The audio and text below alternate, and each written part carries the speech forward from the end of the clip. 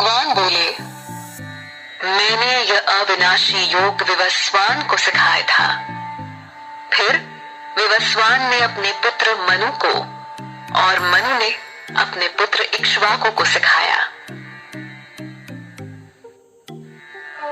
हे परंतप, इस तरह परंपरा के अनुसार इस योग को राजर्षियों ने जाना, किंतु बहुत समय बीत जाने के कारण यह योग इस मनुष्य लोक से लुप्त हो गया।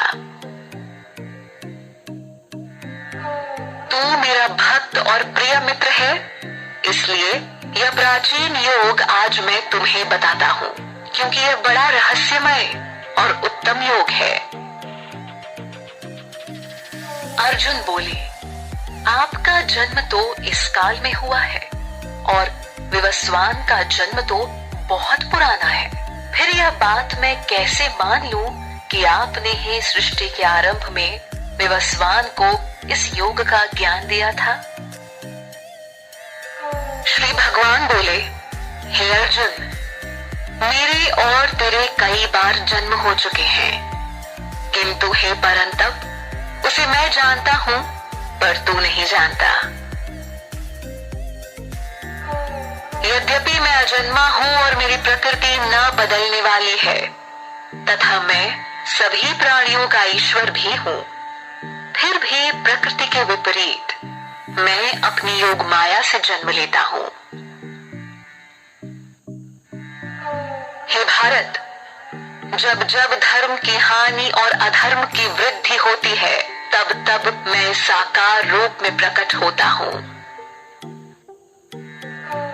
साधुओं की रक्षा करने के लिए और पाप कर्म करने वालों का विनाश करने के लिए तथा धर्म की स्थापना के लिए मैं प्रत्येक युग में प्रकट होता रहा हूँ।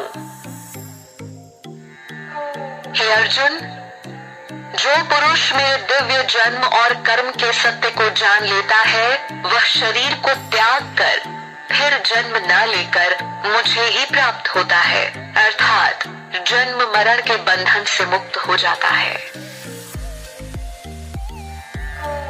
राग, भय और क्रोध से मुक्त मेरे आश्रय में आकर मुझ में विलीन होकर तथा ज्ञान रूप तप से पवित्र होकर बहुत से भक्त मेरे स्वरूप को प्राप्त हो चुके हैं।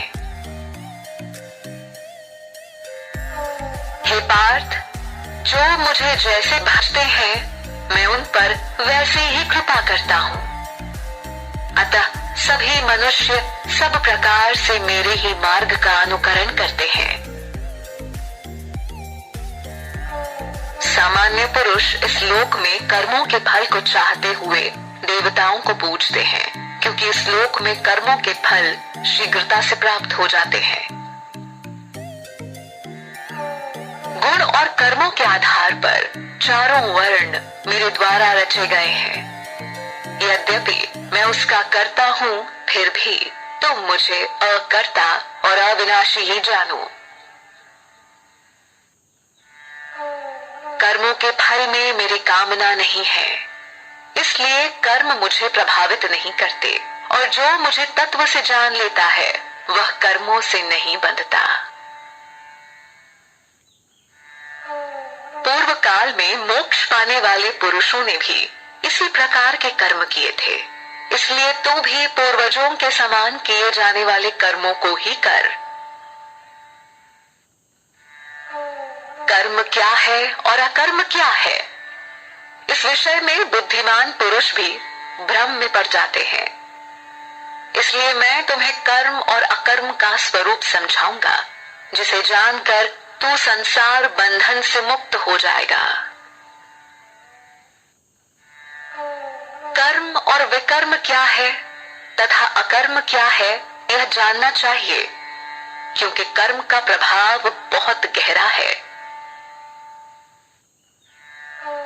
जो मनुष्य कर्म में अकर्म देखता है और अकर्म में कर्म देखता है, वह मनुष्यों में सबसे बुद्धिमान है, योगी है और संपूर्ण कर्मों को करने वाला है।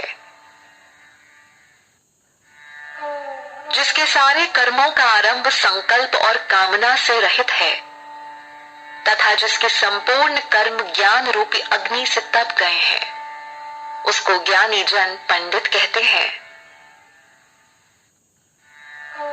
जो कर्म फल में लगाव का त्याग करके उस पर निर्भर न रहकर सदा तृप्त है, वह कर्मों में अच्छी तरह से लगा हुआ भी वास्तव में उन कर्मों का कर्ता नहीं माना जाता। जिसने मन और बुद्धि को वश में कर लिया है तथा सब प्रकार के भोगों का त्याग कर दिया है, ऐसा पुरुष शारीरिक कर्म करते हुए भी पाप को प्राप्त नहीं होता।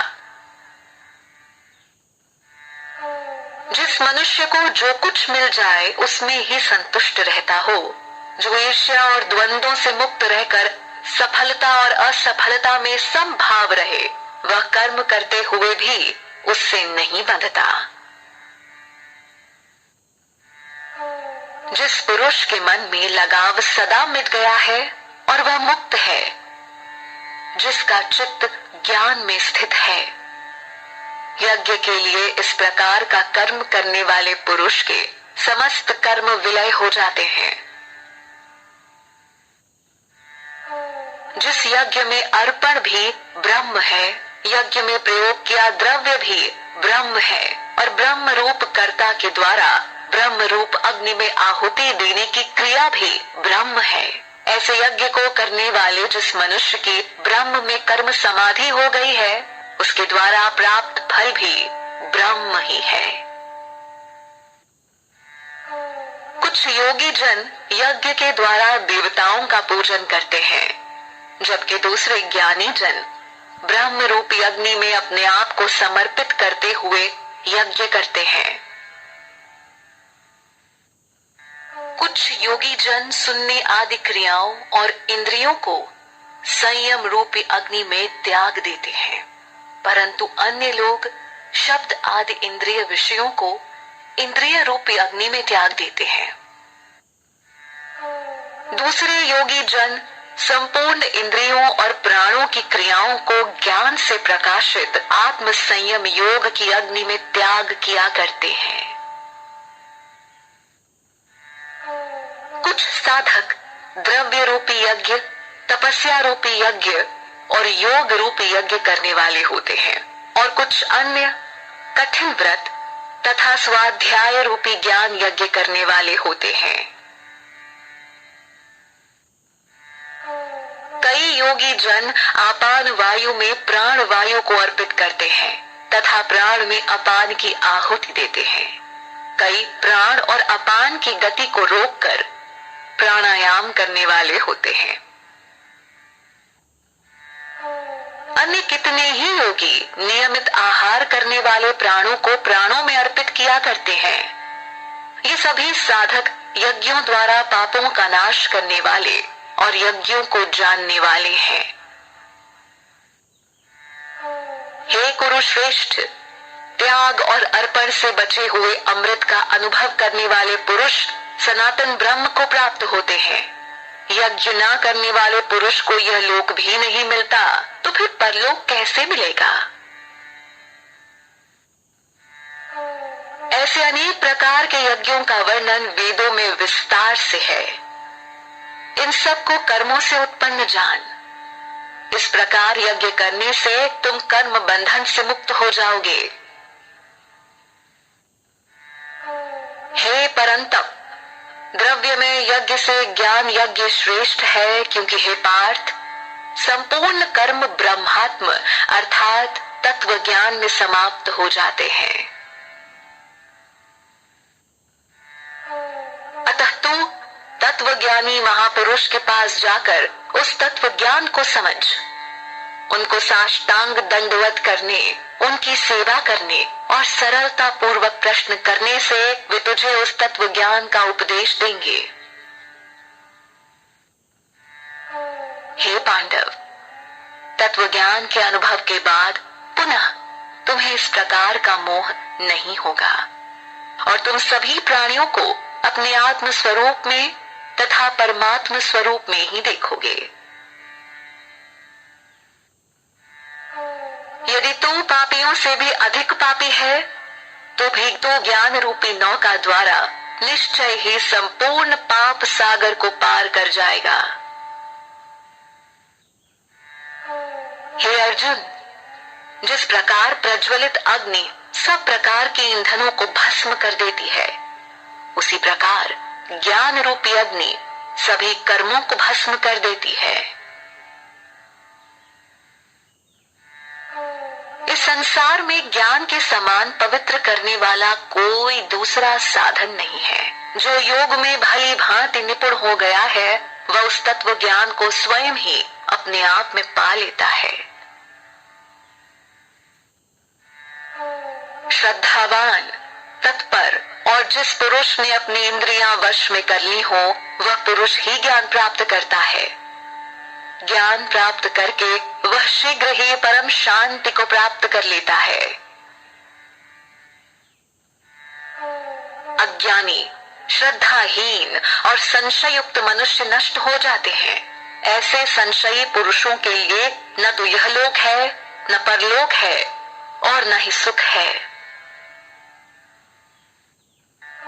हे धनंजय, जिसने योग द्वारा कर्मों को त्याग दिया हो, ज्ञान द्वारा जिसके संशय नष्ट हो गए हो, ऐसे आत्मवान पुरुष को कर्म से नहीं बांधते हैं। इसलिए हे भारत, तू अपने हृदय में अज्ञान से उत्पन्न संशय का ज्ञान रूपी तलवार से छेदन करके कर्म योग में स्थित होकर युद्ध के लिए तैयार हो जा। श्री भगवानुवाच।